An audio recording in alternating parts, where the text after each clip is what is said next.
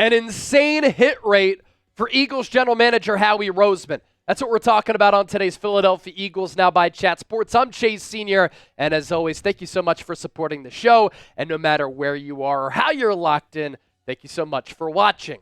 Coming up, Howie Roseman was really able to pull this off over the last 4 NFL drafts. Stay tuned because it might blow your mind. Before we begin, we are shooting for 92,000 subscribers right here on the largest independently run Eagles channel on YouTube. So many competitors out there, but we are number one as far as the largest audience. And as you can see, we're 419 people away from that number. Can we get there prior to Sunday's Sunday Night Football game against the Los Angeles Rams? If you want Eagles coverage every single day from yours truly, be sure to hit that sub button.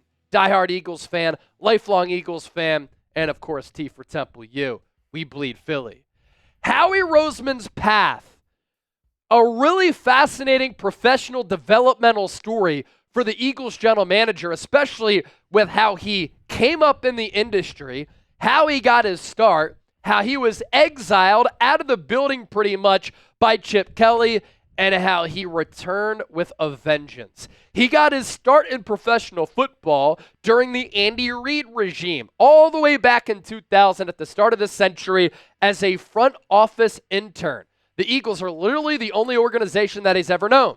In 2001, 2002, he was the salary cap staff council member. In 2003, all the way through 2005, the director of football administration. The following 2 years, 06-07, the VP of Football Administration. 2008-2009, the Vice President of Player Personnel. So a slow uptick and climb for the Eagles general manager here. In 2010 through 2014, he was named and remained the Eagles general manager.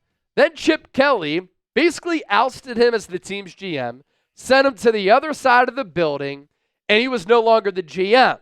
Now, from 2015 through 2024, he was the executive vice president of football operations, but he was stripped of that general manager title, and then he kind of gained it back thanks to Jeffrey Lurie.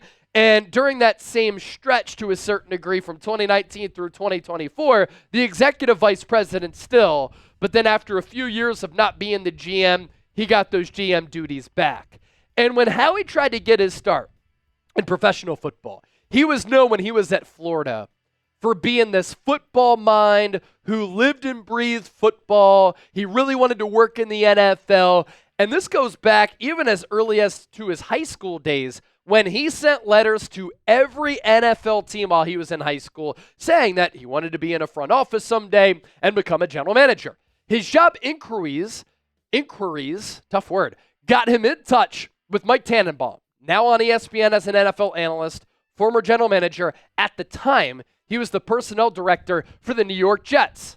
He then interviewed with Mike Tannenbaum, didn't get the job out of Florida. Luckily, he got the job with the Eagles, and he's never left this organization. And honestly, I hope that he never does. That right there is pursuing your passion. That right there is never being denied, just refusing to be denied, and working your way up in the business. A lot of us can relate. I haven't done something like that in broadcasting, but my broadcasting path has been very similar, right? High school announcements at Bayard Rustin High School. I was the sports anchor. Then I went to Delaware County Community College. Went to Millersville for 2 semesters. I was on air there, doing radio, television.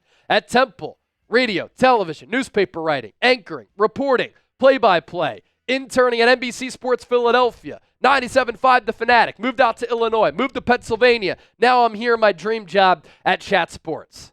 When you are working toward a goal, you have to be relentless in that pursuit to achieve your dreams, but to also be great. And Howie Roseman's been on that path, and a lot of you watching the show have embarked on that path. And as a general manager, like any general manager in the history of football, Howie Roseman has had some misses in the draft, he's had some misses in free agency, but he's been able to fleece teams on trades. He's been able to have hits in the draft and in free agency. He has become a salary cap genius. That's how he got his start with Philadelphia as an intern way back when. And he's improved with his eye for talent. Because from 2021 through 2024, Howie Roseman had 13 picks in the first 3 rounds of the NFL draft, and his hit rate is phenomenal. And that hit rate is why the Eagles are where they are right now, where in 2017 they made it to the Super Bowl and won it. In 2022, they made it back to the Super Bowl, nearly won it. And this year, they are once again Super Bowl contenders. From a roster construction and talent standpoint, the Eagles are who they are, mostly because of Howie Roseman and his eye for talent and his team-building strategy. So with those 13 picks in the first 3 rounds, here are Howie's hits and every single selection that he's made in those first 3 rounds.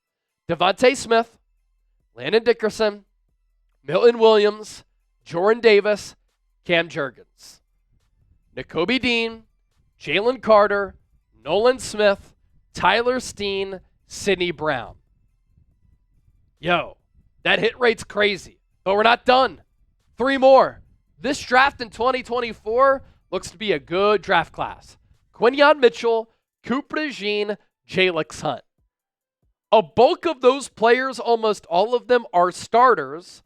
Almost all of them are contributors for this team right now. And coming up next, I have thoughts on each of those players that Howie Roseman was able to bring into this organization, so stay tuned for that. But speaking of the aforementioned Cooper DeJean, these shirts are going off the shelves like crazy. The Cooper DeJean shirts. I love how when Cooper DeJean drops back for a punt or makes a play on defense, you hear the cheers of Coop at Lincoln Financial Field. Surely we'll hear those cheers at SoFi Stadium against the Rams as well. Get your shirts today. Chatsports.com/DeJean. Available in Kelly green as well as black. So we went through that list, right? And let's go through it player by player here. DeVonta Smith. He's one of the top number 2 wide receivers in the NFL. He's capable of being a number 1 wide receiver on many other teams, and Philadelphia has already signed him to a contract extension. Landon Dickerson, one of the best left guards in football, a road grader, so physical, taking on leadership duties. He has addressed the team with these team huddles pregame, getting the troops fired up. He is a brotherly shove extraordinaire. He, too, got a lofty contract extension. At the time, highest paid guard in the NFL in terms of average annual value at $21 million per season. Milton Williams. He has developed into a very good rotational defensive tackle. He has starter potential. He can start on this team, but the Eagles are pretty deep at defensive tackle. This year, contract year, 4th in sacks on the team, and he might be difficult to retain if he keeps playing like this because another team might want him as a starter. Jordan Davis, I'd say the jury is still out on him. Is he a 2-down player? Is he a 3-down player? But of note, Vic Fangio said this week, he's getting better, making plays against the pass as a pass rusher and against the run as a run stuffer. The ability is there. He just has to put it together. Cam Jurgens. It is not easy to replace a City icon and legend and Eagles icon and legend in Jason Kelce. That's like replacing Derek Jeter for the New York Yankees, right? But Cam Jurgens has been able to step in. He's played at a great level, and with his style of play, he plays a lot like Jason Kelce. Athletic, getting out in space on those pull blocks. Very few negative plays. He's given up 0 hits of Jalen Hurts, and he's surrendered 3 sacks according to Pro Football Focus. Nakobe Dean, what a player he's developed into. Now, his first couple of years in the NFL, up and down play, some injuries, but the Eagles' 6-game winning streak has really coincided with Nakobe Dean's really good play and vice versa. Nakobe Dean and Zach Bond, they have ended up being one of the top linebacker duos in the NFL, and they've really given this team sound play at that second level.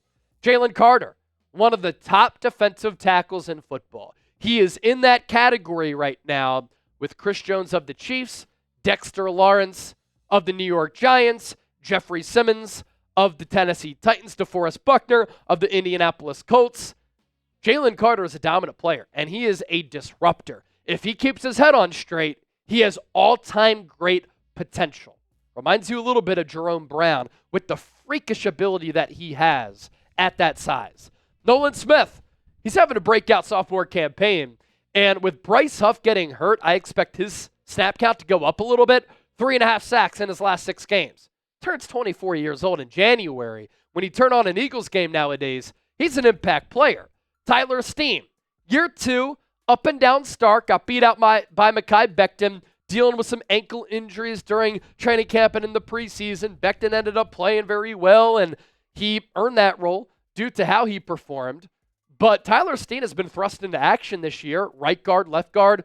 He's played very well when he's been thrust into that duty. Sidney Brown, we saw some flashes last year as a rookie, and then he tore his ACL. Right now, he's a very valuable special teamer, gives the Eagles some depth at that safety spot.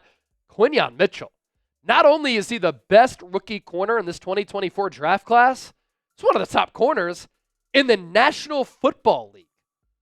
Second highest forced incompletion percentage in the NFL, tied for 14th in pass breakups, and an excellent coverage corner. Cooper DeJean, he might be the second best corner in this class behind his teammate in Quinyon Mitchell. And Jalyx Hunt, too early to say, but he's gotten some snaps as of late. He's played under 50 defensive snaps so far this year. A converted safety, though. He's playing safety at Cornell.